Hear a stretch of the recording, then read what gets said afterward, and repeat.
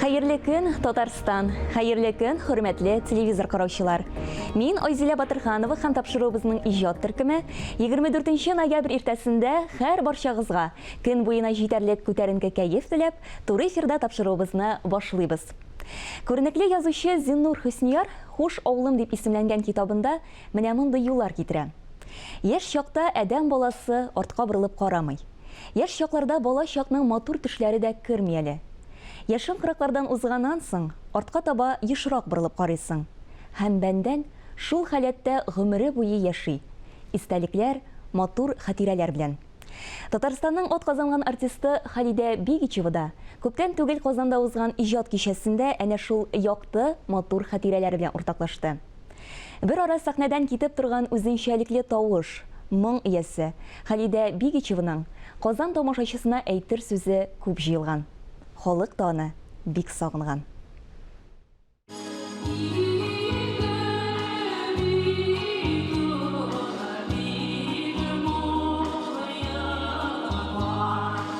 Халкыбыз иҗат иткән су буйлап җырын әнә шулай үзәкләренә үзеп, күңелнең иң нечкә кылларын тибрәтерлек итеп, бары Халидә Бигичева гына җырлый белә.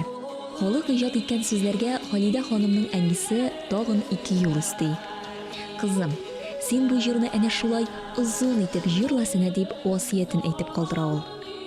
Халидә Бигичева үзенең кабатланмас тавышы, Идел елгасы суларыннан алган моңы, сәхнә өчен генә яратылган тышкы кыяфәте белән халык мәхәббәтен бик тиз яулап ала. Халыклар дуслыгы йорты башлап җибәргән дуслар җыелган җирдә дип исемләнгән өр-яңа проект кысаларында чәй табыны артында ул тормышындагы иң якты, матур хатирәләре белән уртаклашты.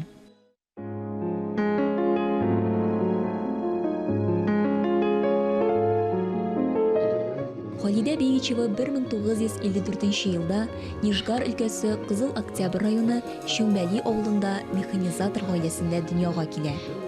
Мәктәпне тәмамлаганнан соң ул тегүче һөнәрен сайлап, Горький исемендәге җитештерү комбинатына укырга керә. Әмма күңеле белән ул барыбер иҗатка тартыла. 1990 елда Халидә ханым Мәскәүгә китә һәм шул елларда аңа уңыш елмая. Ул Алтынай ансамбленең солисты итеп билгеләнә. Соңрак исә ансамбльнең бу исеме Изге Ай дип үзгәртелә. Ансамбльдә эшләү Халидә Бигичевага зур танылу алып килә. Кичәдә Халидә ханым үзенең бердән-бер улы һәм туганнары белән таныштырды. Барысы да җыр моңа гашык кешеләр. Бүгенгесе көндә Халидә ханым Шүмбәли авылында бердән-бер улы һәм аның гаиләсе белән бергә яши. Һәр ял көнендә туганнары белән төп нигездә очрашып, күрешеп торалар. Ни кызганыч, бу бәхетле мизгелләрне Халидә ханымның бер туганы, бөек татар җырчысы Хайдар Бигичев кына күрә алмый калды.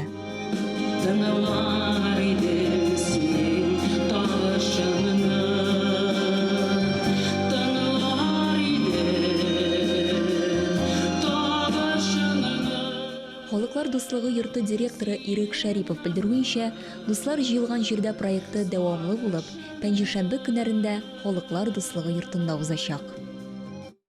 Хөрмәтле тамашачылар, без тапшыруыбызны дәвам итәбез. Татар әдәбияты драматургиясе һәм театр өчен авыл элек-электән төп сәнгати өйрәнү темаларының берсе булып торган. Галиәскәр Камал исемендәге Татар дәүләт академия театрында әлеге теманы читтә калдырмаган һәм яраткан тамашачысына 4, 5, 6 декабрь көннәрендә Камал театрының кече сәхнәсендә «Хуш авылым» премьерасын тәкъдим итә.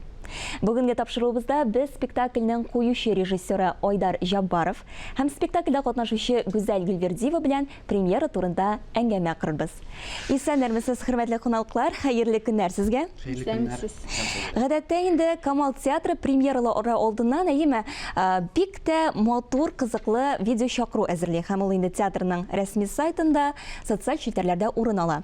Менә «Хуш авылым» спектакленә чакыру бик тә үзенчәлекле килеп чыккан. Монда без театр артистлары бөтенләй күрмибез.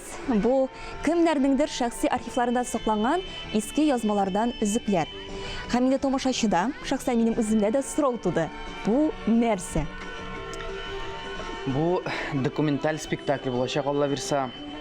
аның идеясы күптәннән мин кызыгып йөридем инде шул жанрга һәм бу спектакльдә документаль спектакль булгач, аның видеороликлары да, җырлары да бүтән булганында бүтән историяларда да бүтәнесе документаль булырга тиеш дип уйладык та, шулай бер нидә барабыз. Бер идеяны тотып барабыз. Анда Нәрсәгә таянып эш иттегез сез? Анда төрле вербатим дигән жанр бар. Ул артистлар тере кешеләрдән аларның интервью алалар инде. Һәм шул интервьюларны терләтеп артистлар ясый шул кешеләрнең историяларын сөйлиләр. Һәм шул анда Мөхәммәд Мәхдиевнең әсәрендә керә булган хәлләрдән, Туфан абыйның истәлекләреннән дә бар шундый әсәрләр. Шул документаль булгач, Мин танышып чыккан идем, сез бер әңгәмәгездә әйттегез, 7 районга барып кайттык һәм инде 20 авылның тарихы белән таныштым дип. Бу дөресме? Дөрес, июньнән башлаган идек. Нинди авыллар бу? Бу хәзердә яшәүче авыллармы, яисә бетеп баручы авыллармы? Юк, аның иң авылларның 1, 2, 3 йортлык авылларны гына эзләп, шул авылларга бардык.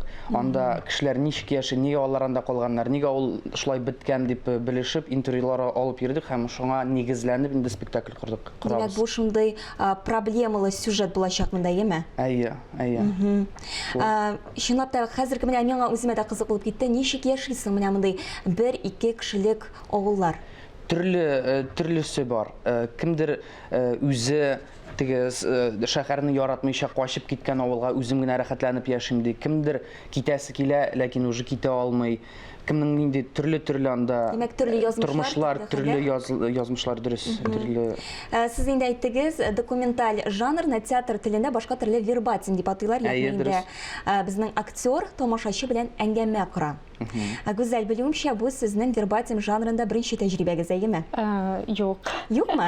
Юк, бу минем инде икенче тәҗрибә. Без менә Казан театр училищесында укыганда икенче, өченче курсларда микән экзамен эше итеп вербатим жанрында спектакль чыгардык. Анда менә без һәрберебез шулай ук башта инде үй эше буларак һәрбер студент дип әйтик, актер үй эше итеп берәр кешене алып килергә тиеш иде. Без аларны аерым шулай күрсәтеп чыктык. Безнең җитәкчегә дип әйтик инде. Һәм шуннан шул кешеләрне җыеп, человечек дип әйтәйек инде без аны ул вакытта җыеп бер спектакль тупладык. Ул безнең экзамен эше булды. Икенче, өченче курс. Менә Хуш авылым спектаклендә сөйләячәк монологыгызның бер өлешен булса да безнең тамашачыларыбызга сөйләп китмәссезме? Хәзер. Яхшы. Образга кердек. Әйе, образга кердек. Улай итеп утырыйк инде.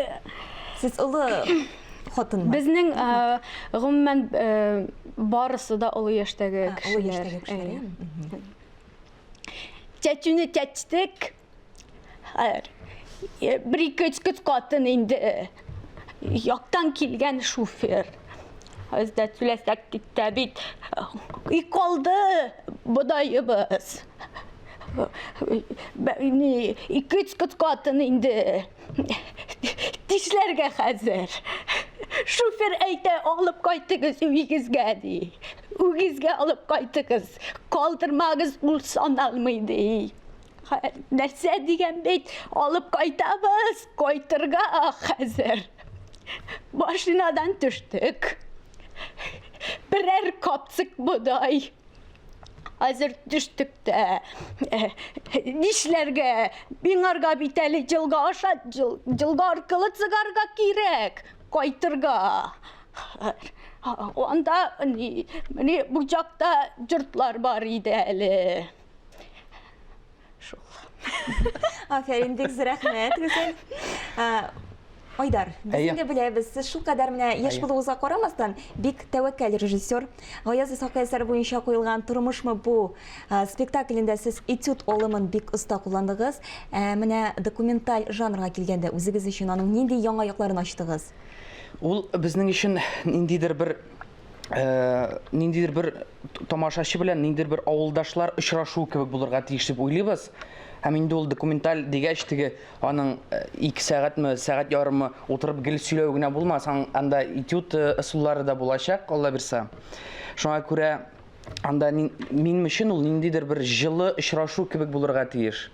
Шуңа күрә монда һәрбер артистның ниндидер тамашачы белән бергә бер очрашу кебек, теге туганнар очрашкан кебек кенә булырга тиеш. Шуңа миңа шул ачыш ниндидер теге 4нче стенасыз бергә бер дуслар кебек очрашкан кебек булсын иде дип уйлыйм. Уйлар килмиме? Менә бу бит инде яңа алым театр өчен. Тамашачы аңлар микән?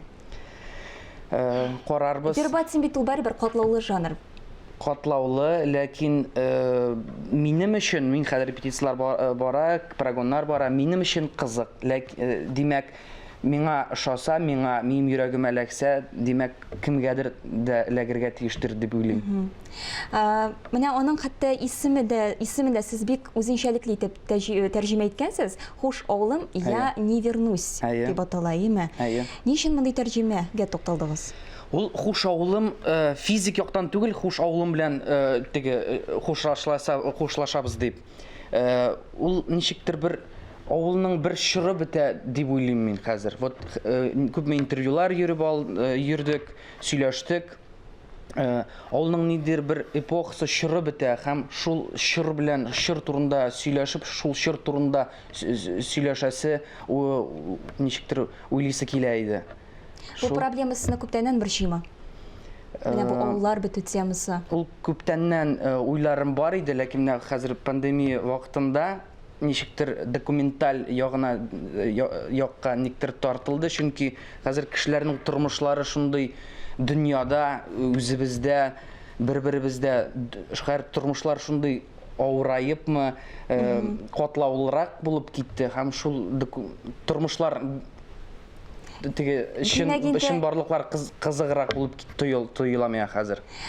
Димәк, инде 4нче, 5нче, 6нче декабрь көннәрдә һәм сез әйтегез, 9 һәм 10нче декабрь көннәрдә өстәмә көннәрдә. 5нче, 6нче декабрьгә билетлар сатылып беткән икән инде кичә генә белдем. Һәм өстәмә спектакльләр булачак 9 һәм 10нче декабрь көннәрдә Камал театрының кече сәхнәсендә Хуш авылым документаль спектакле. Хөрмәтле кунаклар, бик зур рәхмәт сезгә шушы спектакль турында шулкадәр тулы матур итеп сөйләгәнегез өчен, әлбәттә инде. Гүзәлгә аерым рәхмәтләр. Үзегезгә рәхмәт. Бик матур итеп образга кирип сөйләдегез. Без сезнең белән саулашабыз. Рәхмәт, сау булыгыз. Без авыл турында сөйләшүебезне дәвам итеп, шушы мизгелләрдә Биектау районы Чыршы авылына Рабит ага Батулланың ядкарханәсенә сәяхәт кылырбыз.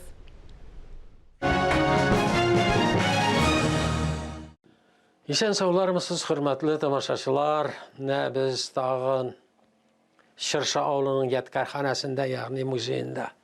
Менә дагалар турында сөйлим әле мин, ат әйберләре, ат әсбаплары белән. Менә монда минем кулда 2 дага күгәреп беткән, шушы бакчадан чыккан инде. Ләкин дагалар төрле. Менә бусы 6 кадакта. 6 кадак. 1, 2, 3, 1, 2, 3. Монысы 8 кадакта. 1, 2 инде хәзер тишекләрдә менә 1, 2, 3, 4, 1, 2, 3, 4. Нәрсә? Кайсы атларга бу кадак дагаланган? Менә монысы легкий кавалерия, ягъни җиңел сугыш атларына, җиңел чаба торган атларга. Бу инде йөк атлары. Анан инде аның туягы зур булган. Аны менә Сөембикәнең турыны Феликс Юсупов үзенең көндәлекләрендә бу даганы татар дагалысы ди. Ул үзе татар нәселеннән Сөембикәнең турыны булгач, һәм ул үзенең Ялтадагы йортында ишектән кергәч тә ди, мин кадаклаттым ди, татар дагасы ди. Мин аптырап калдым, ничек татар дагасы була икән, ул ничек рус дагасы була икән ул дигән шикелле. Менә Феликс Юсупов шулай яза татар алтыда. Чөнки легкий кавалерия, теге татарларның атлары җиңел булган. Алар бит яшен тизлеге белән урын күчкәннәр. Шуңа күрәдер дә инде Феликс аны бит татар дагасы дип атый. Менә шушындый дагалар турындагы мәгълүмат сезгә кичкенә генә мәгълүмат. Ие, хәзер менә бу нәрсә.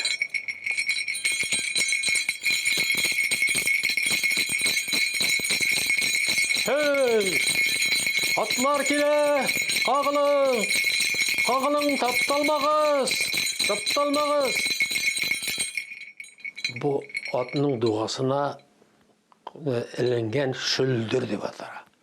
Шөлдер. Бу теге почта йөртә торган атларның дугасына тагыла, чөнки монда кара бураннарда кешеләр ат килгәнен ишетмәскә мөмкин, күрмәскә мөмкин име. Менә шуңа күрә бу сигнал, сак булыгыз, таптала күрмәгез дип. Аның җанына әле кыңгырау да була. Кыңгырауда, менә шулай итеп шалтыр-шылтыр, менә почтовой дилижансларга тага торган булалар бу шөлдерләрне. Бу да җиздән эшләнгән, яңгыравыклы матур тавыш. Менә шушындый бер кечкенә генә мәгълүмат сезгә име. Хәзер менә бunda камыт. Хомут дип атала ул. Русча бу камыт. Атның муенына кабыт кигезәләр бит. Менә монда киездән эшләнгән. Менә бу атның муены сукмасын өчен, камыт сукмасын өчен, ягъни кырмасын өчен тиресен, менә шулай аңа бит түшәгәннәр. Аннан соң аны тагын бият, менә бусы бият дип атала. Спасательный круг дигән шикелле маса да менә монда шөйлдереп булырга тиеш. Атның муенын дуганы кысар өчен маса камыт бавы дип атала. Менә атка бәйле тагын бер әсбабыбыз бар безнең ятхарханәдә. Бу атка җигелә торган арбаның алгы тәгәрмәче, сыңар тәгәрмәче. Менә монда күчәр кергән. Менә ничек итеп эшләнгәннәр, карагыз әле. Тулысы белән бөгелмәгән менә бу. Менә кисәкләп, аннан соң менә монда калай белән, шурык белән беркетелгән. Менә монысы киги дип атала. Киги, спицы дип атала. Тәгәрмәч кигиенә таяк тыкты ди. Ягъни күчермә мәгънәсендә эшенә комачаулады дигән сүз. Менә бу күчәр. Күчәр ул ана шушындый теге буҗра белән тыгызланган. Менә монысы тугым. Менә бу түгәрәге. Менә монда кергән бит. Ул тугым дип атала. Ягъни бер түгәрәк. Орбита дип кулланырга мөмкин менә бу сүзне. Мәсәлән, Абдулла Тукай үзенең көндәлекләрендә яза. Мин дә бардым Петербургка дигит чиләгедә ди. Дигит чиләге дигән нәрсә ул? Арбаның арткы күчәренә дигит салып йөртәләр. Дигит мае биткәннән соң тагын аны майнылар да җиңел булып китә бит. Дигит чиләге дип Тукай үзен артык дип хисаплый. Менә бит дигит белән байлыйлар күчәрне. Күчәр ашалмасын өчен, атка җиңел булсын өчен. Дигит бик кыйбат булган. Дилижансларда әйтеп, анда бит почтовый дилижансларда, тарантасларда байлар гына җөргәннәр дигит. Ярлыраклар дигит урынына атланмай сылаганнар. Ярлыраклар ашысы урынга атланмай белән тәгәрмәч майлы торган булганнар. Менә шундый кызык хәлдә бар. Менә шулай итеп без әкренләп генә якынлаштык үзебезнең ат турындагы әсбапларыбызда. Инде хәзер сау булыгыз, исән-сау торыгыз. Кеше һәрберебезнең үз кулында. Яңа көн, яңа уңышлар алып килсен дигән теләктә мин Айзилә Батырханова бүгенгә сезнең белән саубуллашам. Исән-имин булыгыз.